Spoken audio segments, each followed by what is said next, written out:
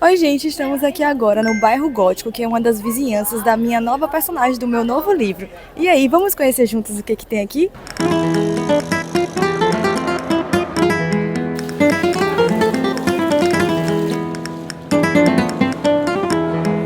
E aqui, a cada esquina que você vira, você encontra uma cafeteria, um restaurante, uma doceria, vários estabelecimentos que assim, a vista é impecável. Eu acabei de tomar meu café da manhã, olhando para essa catedral aqui atrás, lindíssima. E o beco inteiro aqui também, ó, perfeito, maravilhoso.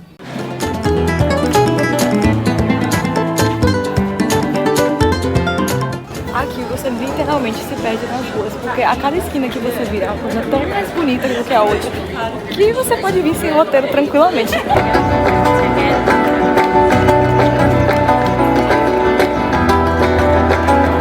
Eu amo esse som, velho, esse som de guitarra espanhola.